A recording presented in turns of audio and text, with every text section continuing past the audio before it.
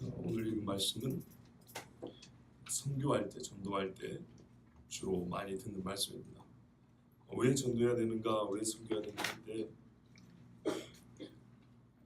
이와 같은 순서에 따라서 사람이 예수를 믿기 때문이다 라고 하는 거죠. 그러니까는 최종적으로 뭐 하자는 얘기죠? 전파해야 된다는 얘기죠. 그래서 이 말씀입니다. 14절에 보면 그런즉 믿지 아니하는 이를 어찌 부르리고 듣지도 못한 이를 어찌 믿으리요 전파하는 자 없이 들으리요 보내심을 받지 아니하였으면 어찌 전파하리요. 이 순서는 아주 중요합니다. 누가 예수님을 부르려면 믿어야 한다는 거고 믿으려면 반드시 들어야 한다는 겁니다. 그리고 들으려면 누가 와서 외쳐줘야 된다는 거죠. 또 외쳐주는 자가 그냥 와서 또 자기가 마음대로 외칠 수 있냐? 보내줘야 된다는 겁니다. 하나님이 보내주셔야지. 그러면 와서 전파하게 될 것이다. 자, 그러면 하나 물어볼게요. 이 순서를 생략하고 예수 믿을 수 있을까요? 아닙니다. 절대 이 순서를 생략한 채 예수 믿을 수 있는 사람은 없습니다. 어떤 일 이게 짧게 해서 빨리 예수 믿는 수는 있겠고 어떤 일은 이 중에 어떤 단계가 좀 길 수도 있겠고 그렇지만 내가 예수를 믿게 된 것은 누구든지 간에 이 단계, 이 순서를 무시하고 생략하고 바꿔서 그렇게 주님을 믿게 된 사람은 아무도 없습니다. 그러니까 이 순서는 매우 중요하고요. 예수 믿는 사람들이 이 일에 어떤 한 순서를 담당하게 된다는 것. 보통은 전파하는 자가 되겠죠. 전파하는 직무를 담당하는 것은 너무 중요합니다. 그래서 여러분 이 말씀에 우리 한국 번역의 뉘앙스를 보면 누구에게 부담을 지우는 것 같습니까?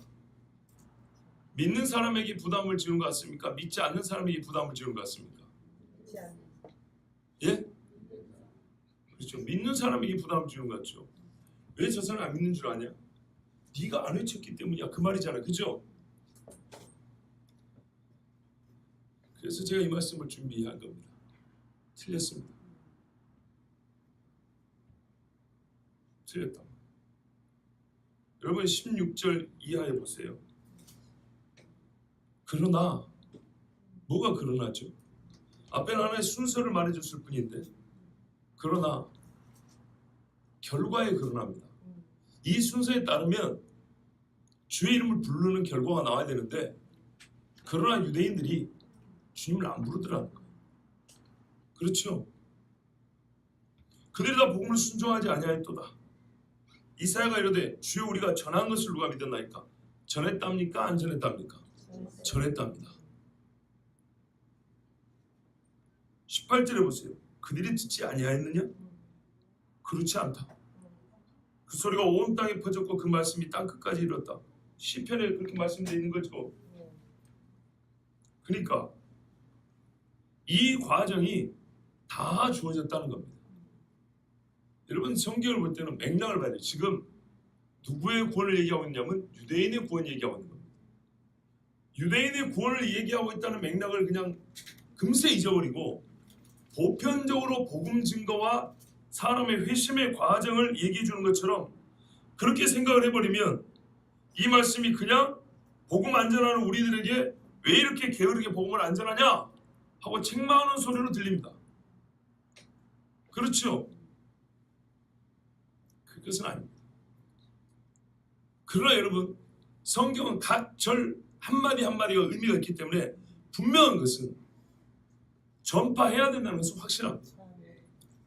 그래서 제가 오늘 여러분에게 한 3가지 단계로 나눠서 이 말씀을 전해드릴 겁니다. 첫 번째는 예수를 믿기 위해서는 아까 처음 말씀드린 대로 이 과정이 반드시 필요하다는 거예요.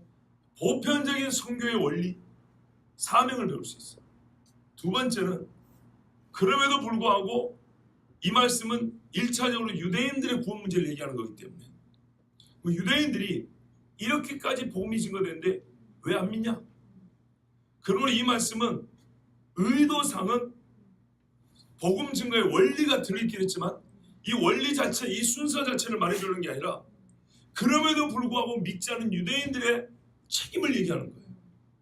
복음 증거해야 된다는 책임을 강조하는데 목적이 있는 게 아니고 이렇게 복음이 증거되는데 왜 안 믿냐는 거예요. 유대인들이. 그 유대인의 책임이 있는 거예요. 세 번째는 뒤로 왔잖아요. 그럼 좀 앞으로 가서 조금 더 큰 맥락에서 보려고 합니다. 자, 1차적으로 다시 한번 볼게요. 누가 주의 이름을 부르게 되려면 어떻게 해야 부를 수 있다고요? 믿어야 부를 수 있대요. 그러면 믿음은 어디서 시작된다 그럽니까? 들어야 된대요. 반드시 들어야 된대요. 그러면 들어야 하기 위해서는 누군가가 말을 전해줘야겠죠. 전하는 자가 있어야 되고요. 이 전하는 자는 제 마음대로 전하는 게 아니라 보내줘야 된대요. 그래야 전파된대요. 자, 한번 생각해 보세요. 이 과정 하나하나가 간단합니까? 간단해요? 아니죠. 전파로 이웃이나 가족이나 친지에게 전도하려고 해도 시간이 하루면 족합니까? 1시간에서 수십 년이 걸릴 수가 있습니다. 말이 이렇게 한마디씩 하면서 짧게 돼 있어 놓으니까 너무 간단하게 생각한다고요. 그렇지 않습니다. 이 과정 하나하나가 어떤 얘기는 목숨을 걸어야 될 일이 있고 어떤 얘기 일평생을 바쳐야 될 일이 있습니다. 그만큼 수고와 헌신이 필요한 일이고요. 다르게는 준비도 필요하고요. 노력이 필요합니다. 다른 것을 희생한 대가로 이 과정을 진행할 수가 있습니다. 이해되십니까? 내가 전파하기 위해서 내 돈벌이를 포기해야 되는 수도 있다 그 말이에요. 사람들의 인기를 포기하고 내가 복음을 전하러 가야 되는 수도 있다 그 말이에요. 우리 인생사를 돌아볼 때 솔직히 말하면 각 단계가 굉장히 어려운 거예요. 절대 쉽지 않아요. 꼭 기억하세요. 쉬운 게 아니다. 절대 쉬운 게 아니다. 그런데 이 과정에 근본 원인된 이 시작점이 있습니다. 그게 뭐냐면 하나님께서 보내셨다는 겁니다. 보내지 아니하고는 전파할 수 없다는 겁니다. 그러면 이 과정에서 우리가 할 수 있는 게 하나님의 심정입니다. 누구든지 주의 이름을 부르게 하기 위해서 하나님께서 먼저 믿은 누군가의 삶을 다른데 그 삶을 살 수 있고 쓸 수 있는데 그 삶을 바로 네 영혼을 위해서 옮기셔서 발걸음을 옮겨서 이렇게 걸어가겠다는 겁니다. 내가 뭐라고 다른 사람의 인생을 나에게 초점을 맞춰서 나에게 방향을 지울 수 있단 말입니까? 내가 뭘 줬다고요? 뭘 해줬다고요? 옛적에 이 땅에 들어온 선교사들한테 우리가 미국에 돈 보냈습니까? 타고 오라고 비행기를 만들어 보냈습니까? 아무것도 한 게 없어요. 근데 그들이 얼굴도 모르고 아무것도 해준 것이 없는 나를 위하여 그들은 인생을 통째로 바꿨어요. 방향을 바꿨다고요. 어떤 젊은이는 나는 못 따라갑니다 하니까 사랑하는 여인하고 결혼을 포기하고 온 사람이 있어요. 의사인데도 출생길이 열려있는데도 그걸 포기하고 온 사람이 있어요. 내가 뭐 해줬는데 도대체? 이 땅에 왔더니 조선 사람들이 밥이라도 따뜻하게 해줬습니까? 천만의 말씀이요. 목을 잘라 죽인 사람이 몇 명이요? 그런데요, 그 사람들이 주님 앞에 부름을 받고 이곳에 와서 복음을 전했어요. 그리고 그 결과 우리가 지금 여기서 주의 이름을 부르는 자가 됐어요. 너무 쉽게 본다고요. 그런즉 듣지도 못한 일을 어찌 부르려? 전도 열심히 해야 돼. 자기는 안 가면서 남 이렇게 뒤 엉덩이 걷어차는데 이 말씀 써먹는다고. 그렇지 않아요. 진짜로 이 한 과정 한 과정이 어떤 이는 인생을 걸고 하나님 앞에 보내심을 받아서 우리 귀에 우리 조상들의 귀에 예수 그리스도 복음을 전해줬어요. 말이 짧다고 해서 여기에 담긴 수고가 작다거나 그 열정이 보잘것없다거나 그의 헌신이 작다는 얘기는 절대 아니에요. 왜냐? 보내심을 받지 않았으면 올 수 없다 그랬죠. 하나님의 보내심이에요. 그가 그 아들을 보내심과 같은 그 보내심의 심정이란 말이에요.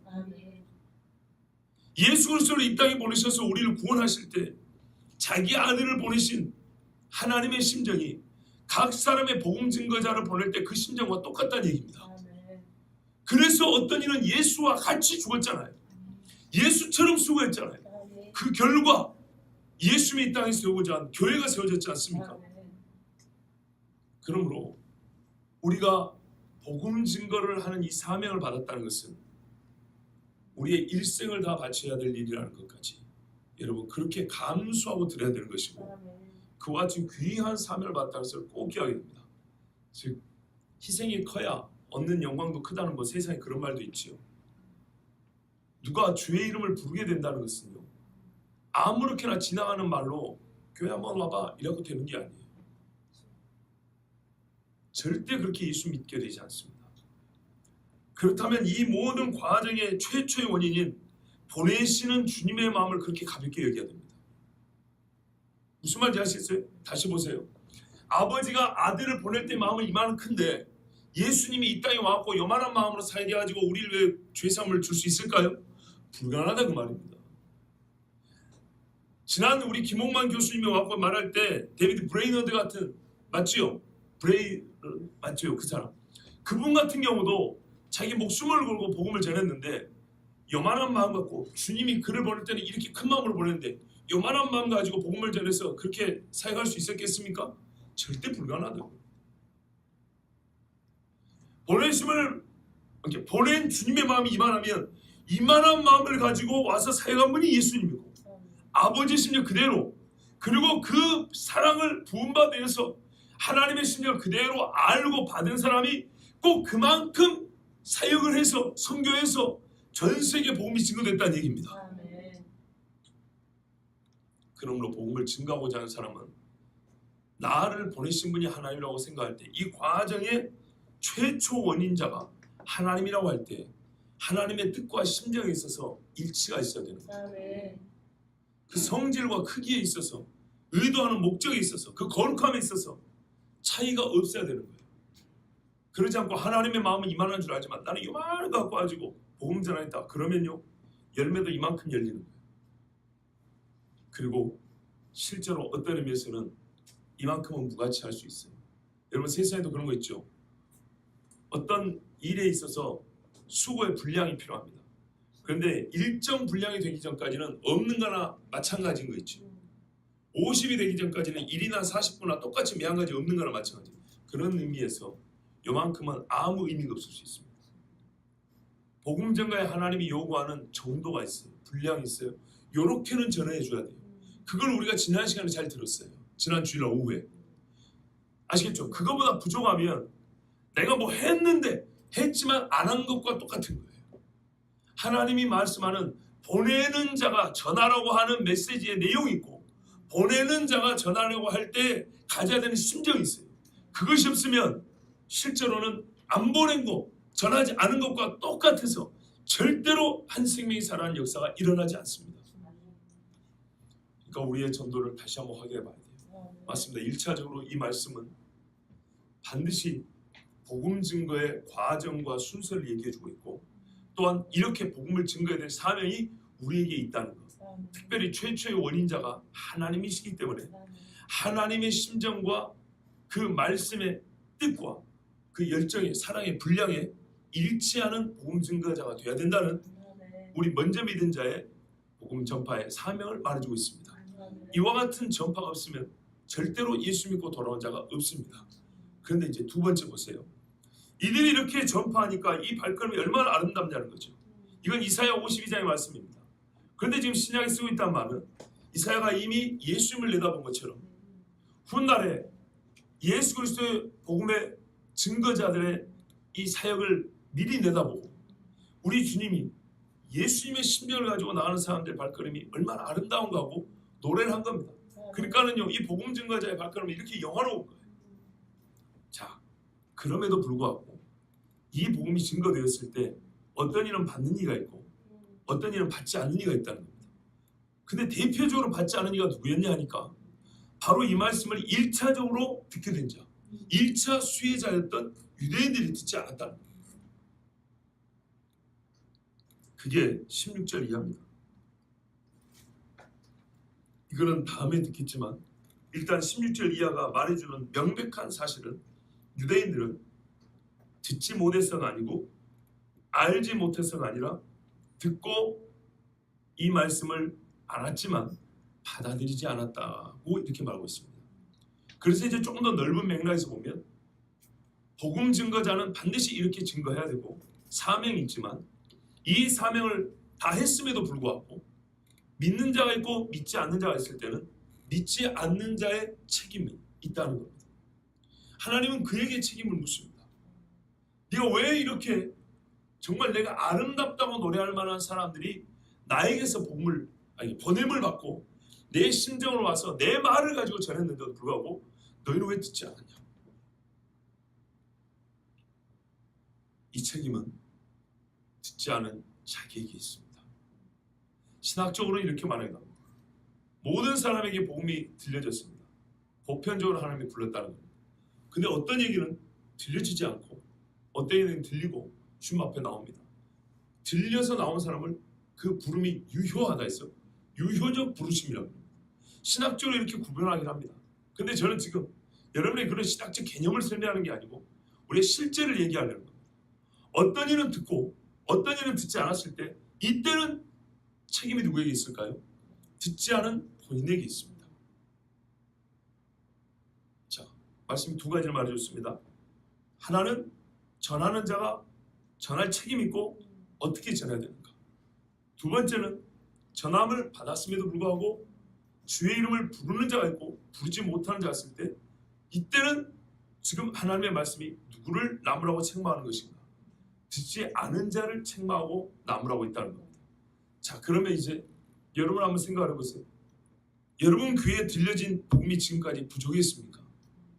아니면은 내가 지금까지 살아오면서 여러 신자들, 예수 믿는 먼저 믿은 사람들에게 들은 하나님의 말씀이 양이 부족하거나 아니면 그 중에 나에게 복음을 들려준 사람 중에 한 사람도 진짜 하나님의 사랑이나 하나님의 뜻을 느끼게 할 만한 그런 전파자가 없어서 내가 아직도 예수님을 모릅니까?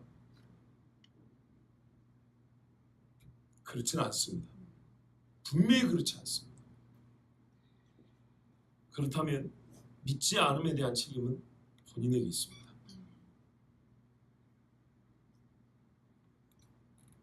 조금 더 넓혀보겠습니다.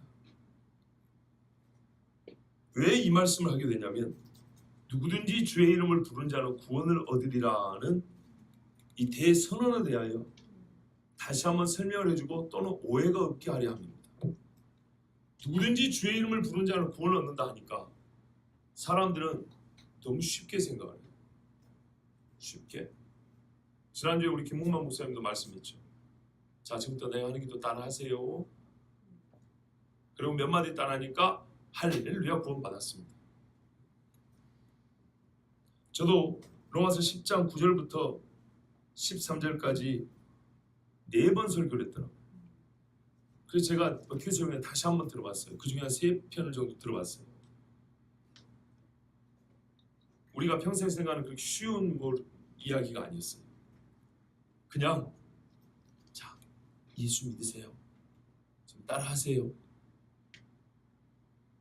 할 말 자기가 다 해주고 이제 믿죠? 이러면 예수 믿는 것처럼 그거 절대 아니라고 했어요. 마음으로 믿는다는 것이 무엇이고 입으로 시인하는 것이 무엇인지 저 자신도 아주 여러분에게 분명하고 엄하게 설교했었어요.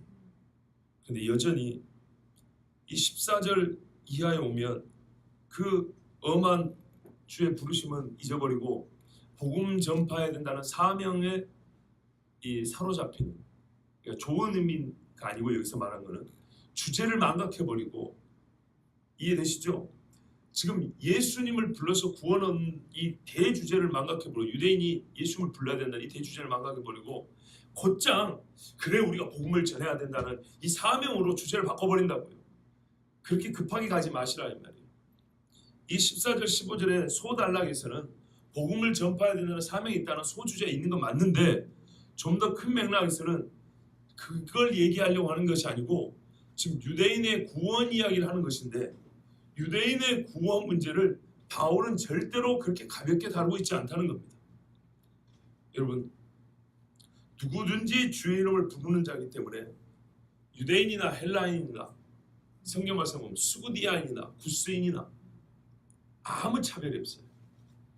아무 차별이 없지만 진정 누가 주의 이름을 부르던가요? 잘 보세요. 여기 뭐냐면 주의 이름이라고 그랬어요. 주님이 누굽니까? 예수님이죠. 그러면 예수를 부른다는 얘기예요. 근데 구약에서는 주님을 여호와 하나님이라고 말해요. 무슨 말이냐면 주라고 우리가 인정하는 자의 이름이라는 거예요. 예수를 여호와라고 인정하는 자의 이름이라는 거예요. 자 보세요. 이게 쉬운 문제가 아니죠. 그냥 쉽게 예수 믿으세요. 그래 내가 믿을게 구원받았다. 참말이에요. 예수님이 누군데요?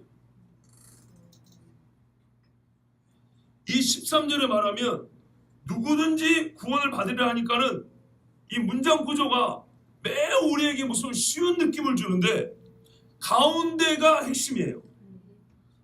누구든지 좋다는 거예요. 문제는 누구든지는 좋은데 아무나 구원을 받는 건 아니에요. 반드시 어떤 조건이 있어야 하냐면 주의 이름을 불러야 된대요. 주님인데 그 주님이라고 여겨지는 분의 이름을 부르라는 거예요. 예수님을 주님으로 알고 부르라는 얘기예요. 그 주님이 누군지는 제가 보니까 처음에 설교를 했더라고요.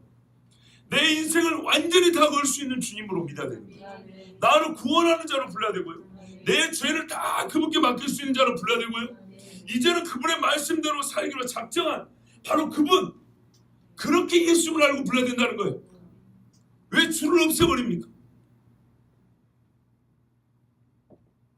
이렇게 보면 누구든지 구원을 받으려는 이 문장 구조는 우리에게 뭔가 쉬운 느낌을 주지만 누구든지 받으리라의 조건을 보면 절대 쉬운 이야기가 아니에요. 복음을 전하는 자도 어떻게 전해야 되냐면 예수님을 주님으로 부를 수 있도록 전해야 된다는 얘기도 합니다. 여러분 한번 물어볼게요. 예수님을 주님으로 부른다. 예수 믿는 우리조차도 얼마나 그렇게 자주 하는가요? 얼마나 그거를 진실되게 하는가요? 그런데 생판 예수에 대해서 들어보지도 못하고 알지도 못하고 성경 한 장 읽어보지 않았는데 옆에 가가지고 몇 마디 속닥속닥 해주고 알았어? 이러니까 구원받았다고요? 주의 이름으로 불렀습니까? 불렀냐고요? 주님 나는 죄인입니다라고 그렇게 불렀냐고요? 주님 내 죄를 용서해 주십시오 하고 예수님 나는 죄인입니다. 나를 용서해 주실 분은 주님밖에 없습니다. 이렇게 인정을 했냐고요. 어제 인천에 가서 구소련계 그러니까는 소련 연방이죠. 지금 많이 흩어진 나라들이죠. 구소련계 나라들에서 온 이 사람들 한국에서 일하고 있는 분들인데요. 이분들이 본국에 돌아가서 선교하겠다고 신학 공부를 하고 있어요. 그래서 공부 가르치러 갔어요. 앞으로도 몇 번 더 갈 건데 공부를 마치면서 그랬어요. 예수님의 첫 번째 설교가 뭡니까? 회개하라 천국이 가까이 왔다 했습니다. 여러분 가서 복음을 전할 때 회개하라를 외쳐야 됩니다. 그러면서 우리 교회 여러분 말씀드린 대로 얼마 전에 토요일 날 전화 와서 교회 찾아왔던 여자분하고 월요일 날 교회에 전화 와가지고 주무시고 한 여자분하고 두 분 이야기를 했어요. 못 들은 분이 있지만 다시 할 수는 없고요. 문제는 중요한 거는 두 분의 형편이 너무 다르다는 거예요. 한 사람은 푸닥거리고 구술했더니 건강이 좋아졌고 간질병을 앓고 사는데 신경제 약을 먹고 사는데 또 집이 부자가 되어서 5층짜리 집이 있고 한 분은 엄청난 엘리트였고 책을 써내고 출판한 사람이고 손에 물도 안 묻히고 산 사람인데 지금은 찜질방에서도 자지 못할 정도로 교회 와서 전화하고 잠을 정도로 이렇게 생활이 어려워져 버렸고 그렇죠? 여러분 기억나죠? 생활형편이 완전히 정반대가 된다. 그런데 두 분 다 교회 와서 이 작은 종 앞에서 고백한 건 뭐냐면 자기 죄였다. 회개였고 그러므로 죄와 회개는 삶의 형편의 문제에 따라 나의 건강이나 조건이나 심리적인 상태와 아무 상관없이 모든 사람이 주님을 만나고자 하면 반드시 처음에 고백해야 될 것이다. 나는 죄인입니다. 그런데 놀라운 게 뭔지 아세요? 한국에 와서 일하는 사람들이 일주일 내내 수고하고 일해서 그 번 돈 본부에 송금해 주는 가난한 나라 사람들이에요. 쉽게 말하면 우리가 스탄이라고 부르는 그 나라들에서 주로 온 사람들이에요. 그런데 토요일 날 온종일 말씀 공부를 해요.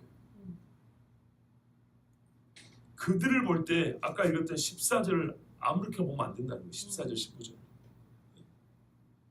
누군가 나에게 복음을 전해줄 때 아무렇게나 준비하고 온 게 아니에요. 안 들을 거 뻔하면서 얼굴을 그 눈을 마주보면서 복음을 전한다는 게 쉬운 일이냐고요. 왜 이렇게 복음을 가볍게 여기는지 모르겠어요.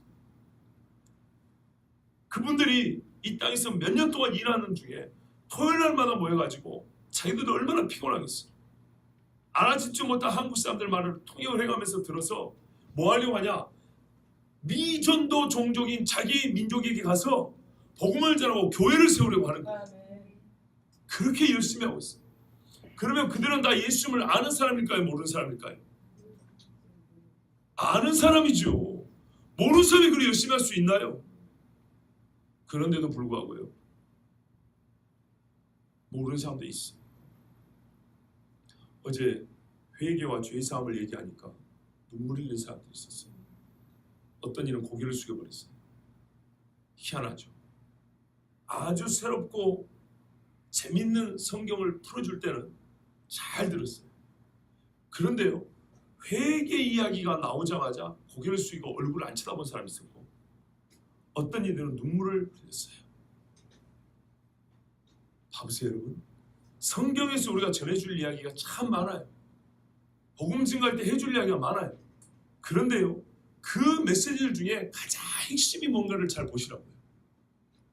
증거될 때 그 영혼의 반응을 보면 알 수가 있어요. 견딜 수 없는 소리가 뭐냐면, 당신은 죄인입니다. 예수 그리스도께서 당신의 죄 때문에 십자가에 달려 죽으셨습니다. 회개하라 천국에 가까이 왔느냐, 이 말씀을 들으면 다른 아무리 수수께끼처럼 풀어주는 재미있는 말씀이라 할지라도 그때는 웃으면서 방글방글 잘 들을지 몰라도 그 말씀이 나오면 회개한 사람과 안 한 사람과 하나님 앞에 회심한 사람과 그렇지 않으면 대번에 갈라지게 돼 있어요. 양과 염소 마지막까지 갈 필요도 없어요. 자기 영혼이 알아요. 누가 뭐라고 했습니까? 나는 이거를 설교해야 된다고, 하나님 말씀을 여러분 같이 전하면 이렇게 해야 됩니다고 그냥 한두 마디 가르쳤을 뿐이에요. 그런데요, 거기 모이는 20명 정도 되는 사람들 안에서 바로 갈라진단 말이에요. 내가 경찰이라서 조사한 게 아니라 본인들이 보여주니까 아는 거예요. 아, 저분은 아직 복음 증거할 준비가 안 됐고, 아, 저분은 예수를 진짜 만났구나, 그렇지 않구나. 이게 표현이 좀 부정할 수도 있겠지만 분명히 드러난 사람들의 모습만 봐도 이건 확실하게 알 수가 있어요. 자, 여러분,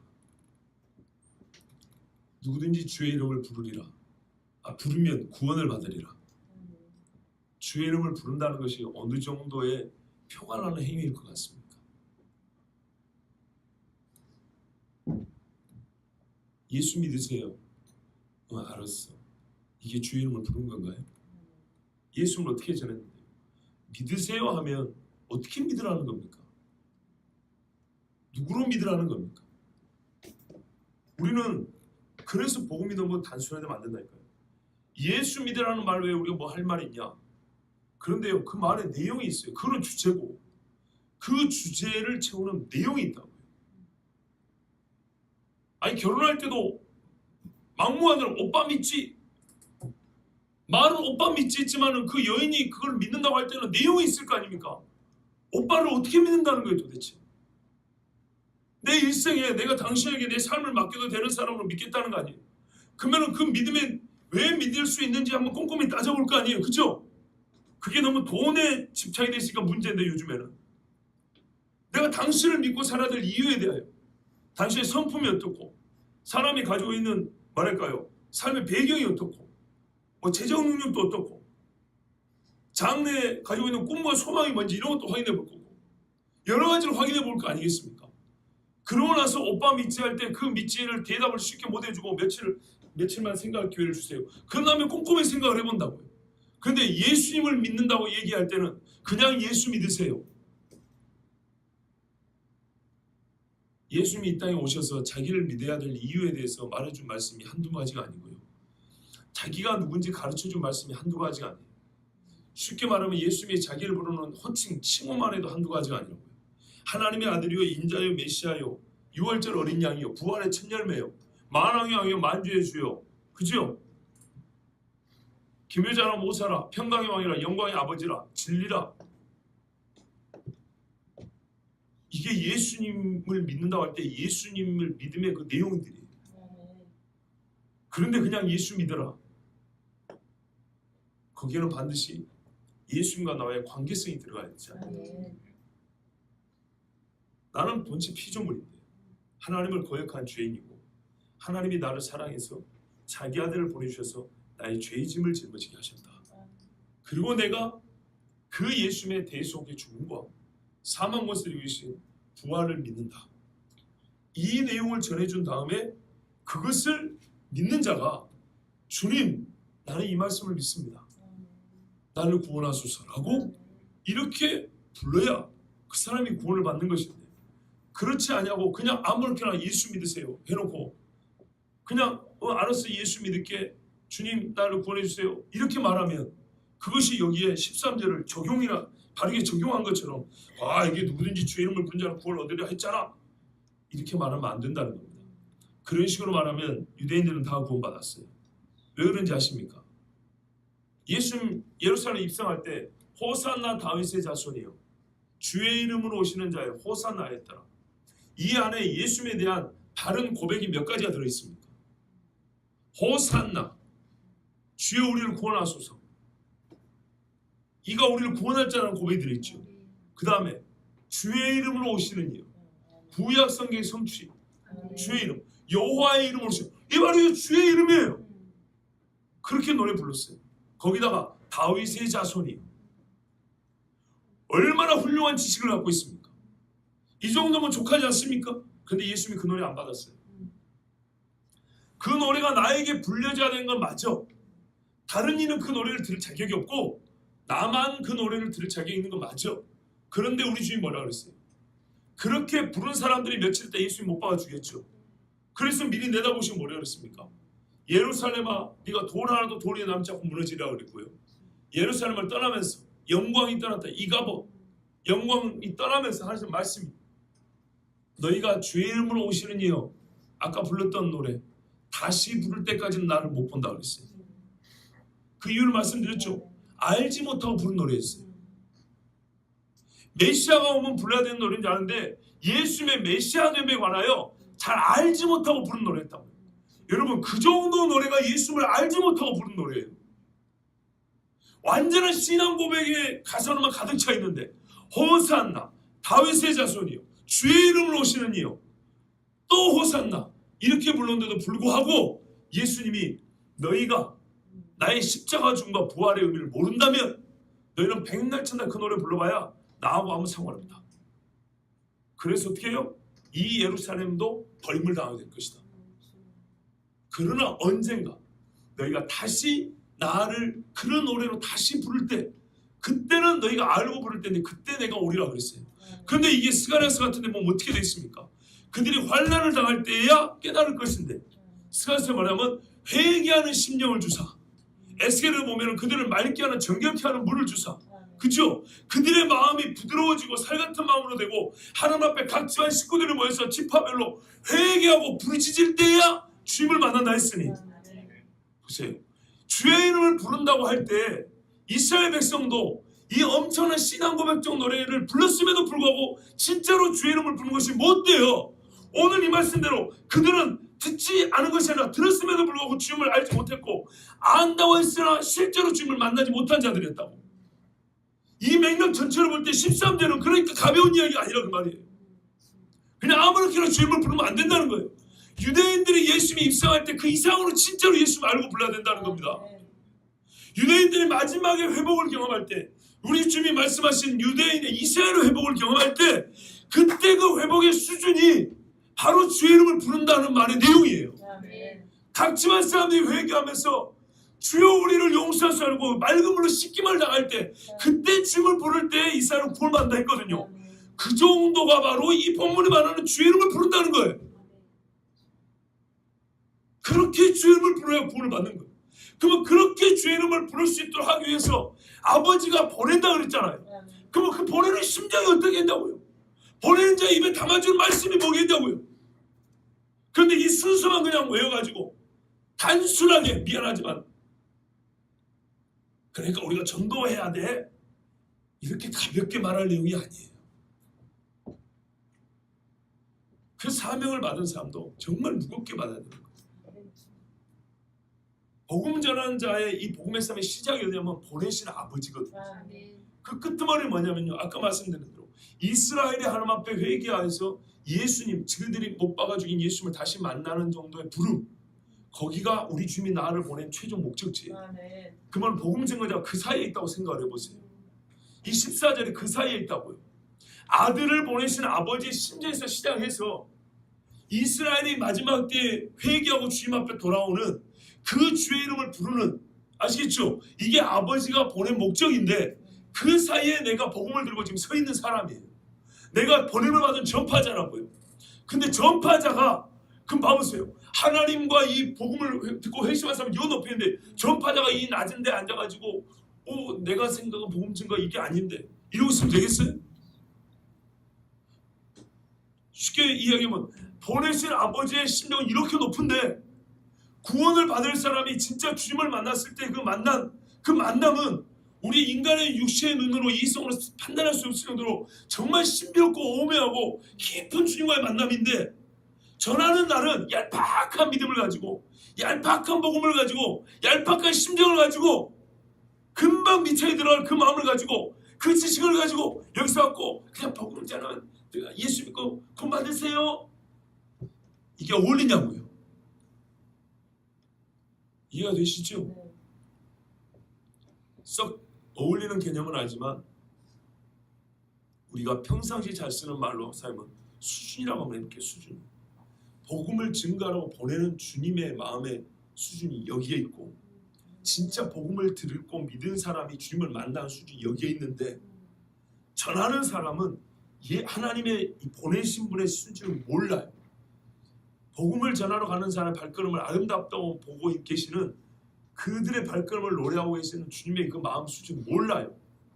그리고 진짜 내가 복음을 전했을 때 이 사람이 주님을 만났을 때 수가성 여인처럼, 십자가 한편의 강도처럼 주님을 만나고 구원받은 그 기쁨과 그 희열의 수준을 몰라요. 오히려 증거하는 사람은 전파해야 되는 사명은 아는데 뭘 도대체 어떤 마음으로 어떻게 전해야 되는지는 그 전파자의 수준은 이만큼이에요. 그러니까 제가 이 본문을 가지고 여러분 바로 주제를 바꾸지 말라는 거예요. 우리가 전파해야 돼, 해야 된다라는 이 당위의 말씀으로만 들으면 이 양편의 것을 놓쳐버린다고요. 아시겠죠? 이 말씀은 엄밀히 말하면 13절에 딸려있는 말씀이기 때문에 여전히 주제는 13절이에요. 13절 앞에서부터 오고 있는 여전히 동일한 주제예요. 역시 유대인의 구원 이야기예요. 누구든지 구원을 얻을 수 있는 것인데, 누구든지 주의 이름을 부르면 구원을 얻을 수 있는 건데 어째 유대인이 그 누구든지에 못 들어가냐는 얘기예요. 지금 그게 바로 10장 후반부에도 여전히 반복되고 있잖아요. 그렇죠? 그래서 바울이 고민하는 거 아닙니까? 아니 이 복음이, 아니 여러분 10장 처음부터 보세요. 형제들아 내 마음에 원하는 바 하나님께 구하는 바 이스라엘을 위함이 그들을 구원을 받게 합니다. 그랬죠? 이렇게 시작을 했어요. 그리고 또 뭐라 하냐면 율법으로 말미암는 의와 6절에 믿음으로 말미암는 의를 얘기했어요. 믿음으로 말미암는 의는 정말 우리가 의를 얻을 수 있는, 예수님의 어려운 일은 다 감당하셨고 우리에게 참 쉬운 걸 주셨다. 그래서 누구든지 주의 이름을 부르면 구원을 받는다는 거예요. 그런데 어째서 유대인은 그 누구든지에 들어가지 못하냐 했을 때 이렇게 복음을 전해주었는데도 그들이 완악하여 듣지 않았기 때문이라고 10장의 결론이 그래요. 그죠? 그리고 그 중간에 그러면은 이 사람들이 유대인에게 책임을 물을 정도로 전파하는 자는 바르게 전해야 됐을 거 아닙니까? 그죠? 근데 그 바르게 전하는 것에 바르게를 빼버리고 우리는 그냥 전파해야 된다는 사명만 뽑아내기 바쁘다 그 말이에요. 14절 15절에서. 그런데 그렇게 먼저 가지 마시고 1차 눈에 보이는 그렇게 보이겠지만 앞뒤를 보면 그게 아니고요. 심각한 문제, 여전히 믿지 않는 유대인의 구원의 문제에 관해 생각해 볼 때는 그냥 전파해야 된다는 정도의 문제를 얘기하는 것이 아니고 보내시는, 전파자를 보내시는 하나님의 심정, 유대인을 구원하고자 하는 하나님의 심정과 그리고 그들이 옛적에 2000년 전에 예수님은 호산나 다윗의 자손이라고 불렀음에도 불구하고 구원을 못 받은 걸 생각해 볼 때 그들이 이 누구든지 들어가려면 주의 이름을 불러야 된다는데 주의 이름을 어느 정도로 바르게 불러야 되겠는가? 그것까지 생각한다면, 그리고 이것을 좀 확장시켜 본다면 이건 유대인뿐만 아니라 누구든지니까 모든 이방인들도 구원을 얻으려면 어떻게 된다고요? 유대인이 잘못 부른 것처럼 그렇게 잘못 예수를 부르면 안 되고 모르고 부르면 안 되고 진짜 마지막 때에 유대인이 회심할 때 주님을 부르는 것처럼 그런 부름이 어느 시대 누구에게나 거의 똑같이 있어야 된다는 거예요. 이것이 바로 우리 주님 보내심의 목적이에요. 최종 목적. 근데 이걸 모르고 우리가 그냥 복음을 아무렇게나 딸랑딸랑 비닐봉지에 담아 들고 가가지고 맛있는 과일 하나 깎아 먹는 것처럼 그렇게 복음을 전할 수 없다는 말입니다. 그러고 보니 러시아에서 온 그분들도 자기들 먹고 살기 바쁜데 토요일마다 하루 종일 모여가지고 그 공부하는 모습을 볼 때 진짜 우리가 얼마나 부끄럽냐는 얘기예요. 우리가 스스로 복음을 전하는 당위는 그들보다 크게 갖고 있어서 선교 대국이 될지는 몰라도 복음을 어떻게 전해야 되는지, 주의 심정이 무엇인지, 복음 증거의 목적의 수준을 이렇게 높죠. 이렇게 낮춘 상태에서 복음을 증거하고 있지 않냐 이 말이에요. 그래서 아무렇게나 구원받은 증서를 남발해버리잖아요. 옛날에 면제부 남발하는 것처럼. 지난주에 들은 말씀도 그 말 아닙니까? 구원 증서를 남발한다는 거 아니에요. 이런 식으로 복음을 전파하지 않고 이 말씀을 그렇게 모르니까, 그렇게 이해하지 않으니까 너무 가볍게 구원 증서를, 복음을 남발하니까 가볍게 여기니까 구원 증서가 남발이 되잖아요. 돈 받고 면제부를 파는 거 아니지만 돈은 안 받지만은 구원을 쉽게 하나님도 아니면서 줘버리는 정말 이 큰 죄를 짓고 있는 겁니다. 그렇지 않은 겁니다. 만약에 그랬으면 바울이 고민하지 않아요. 오늘날에 우리식으로 말하면 바울은 이미 유대인들은 구원 받았다고 말했을 거예요, 차라리. 근데 그렇지 않았어요. 자기가 알다시피 자기 민족 대부분은 구원을 못 받은 거였어요. 왜냐하면 그들은 호산나 다윗의 자손이여 주의 이름으로 오신 이여 불렀음에도 불구하고 하나님이 말씀하는 그 아들을 보낼 때 주께서 원하시는 진짜 주의 이름을 부르는 자들은 못 됐기 때문입니다. 그렇게 본다면 우리가 이 말씀을 그냥 성교의 당위로 해야만 한다로 문제가 아니라 어떻게, 무엇을, 어디까지 그것도 함께 생각해야 될 말씀입니다. 우리 주변에 아직도 믿지 않는 분들이 많습니다. 당연히 복음 전해야 됩니다. 왜냐하면 바꿔 말해볼까요? 누군가는 이 말씀대로 복음을 전한 겁니다. 그래서 내가 여기 있습니다. 그렇게 보면 제가 지난주에도 말씀드렸지만 옛날 신앙인들의 수준이 훨씬 높은 거예요.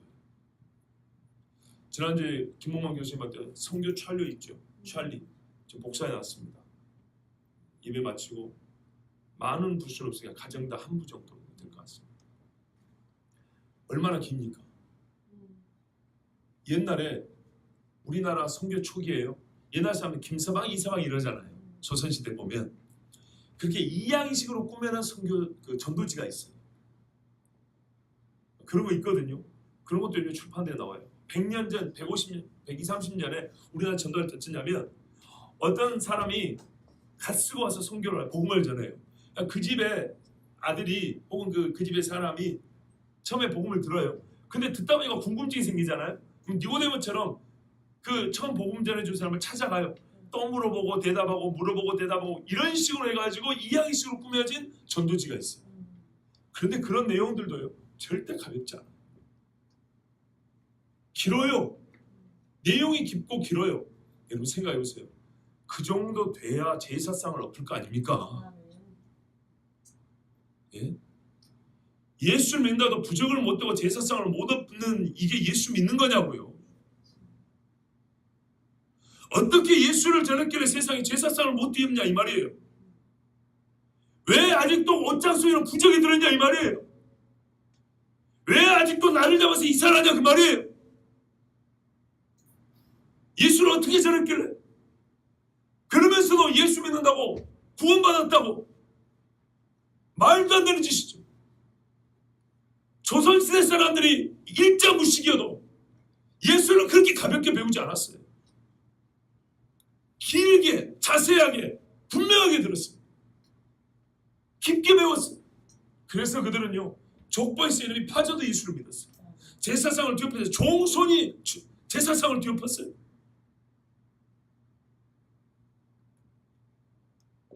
사람들, 그 옛날의 조상들은 그렇게 예수 믿었고 그렇게 예수를 믿어 놓으니까 이 복음에 굶어졌던 대한민국이 선교 대국이 되고 이만큼 교회가 세워진 거 아닙니까? 그런데 이 세워진 교회가 자빠지고 있으니 우리가 제 아무리 잘났다고 까불어 봐야 100년 전 신앙인들, 난 놓고 기억자도 몰랐던 신앙인들의 비할 수 없는 아주 초라하고 수준 낮은 신앙생활을 하고 있다는 거, 이거는 역사가 증거하는 거예요. 그래서 다시 이 종이 여러분에게 증거하지 않습니까? 100년 전 신앙인들 정도로 되려면 이 말씀을 이렇게 가볍게 들으면 안 된다고. 그들에게 복음을 전했던 사람들은 진짜 하나님의 심정대로 하나님의 말씀 그대로 전했어요. 그리고 예수 믿을 때 그대로 받았어요. 그리고 그 결과 교회가 됐어요. 그런데 나는 예수 믿는데 내가 믿은 결과 교회가 안 세워집니다. 내가 믿은 결과 집이 안 돌아와. 그때는 한 사람이 믿으면은 온 집에 돌아왔고, 그때는 한 사람이 믿으면은 나를 보고 했더니 이것이 무슨 날이 상관이냐?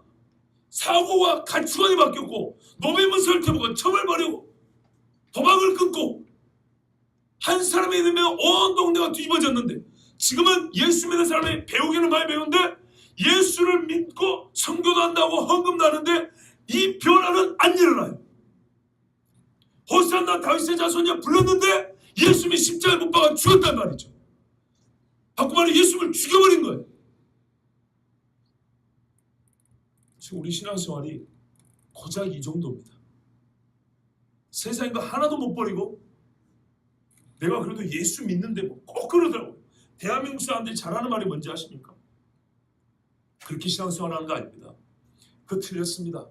성경이 이렇게 말합니다. 그래서 이신치의 복음이 좋은 것인데 엉망진창인 신앙인들이 만들어낸 좋은 하나님의 율법을 받고도 그걸 죄의 빌미를 삼은 것처럼 예수 믿음으로 말하면 우리가 어렵다고 만나는 이 복음의 핵심이 오히려 방자한 가짜 예수행을 만들어버렸어요.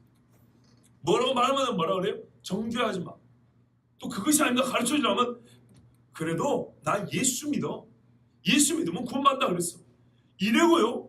짐승처럼 살아가요. 카톨릭 교인도 아니면서 제가 그래도 20년 전에 세례를 받았습니다. 그래서 어쨌다고요? 이게 무슨 이야기냐고요 도대체. 20년 전에 세례를 받으면 어쨌냐고요. 또 잘했는 말 뭔지 아십니까? 나는 교회 안 다니는데 우리 집안이 다 믿는 집안이야. 우리 집안에 목사가 몇 명이죠. 그게 어쨌다고요. 이게 참 희한하죠. 이게 카톨릭 희한한 신앙을 받은 겁니다. 카톨릭 사람은 믿는 사람이 한 명 있으면 누가 미사를 대신 드려주면 누가 대신 그 이름을 헌금을 하면 지옥에 있던 사람이 올라가고 연옥에 있던 사람이 올라간다 그러잖아요. 꼭 그런 것처럼 나는 당신의 영혼을 얘기하고 있는데 그래도 우리 집안에 믿는 사람이 몇 명 있고 우리 아버지가 장로님이야. 우리 엄마가 권사예요. 그런다고요. 미안하지만 그거 아무 상관없어요.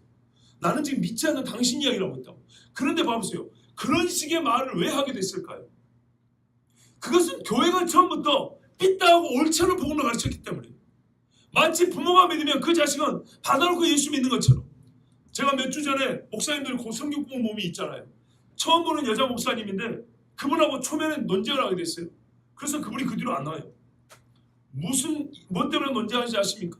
제 주장은 이거였어요.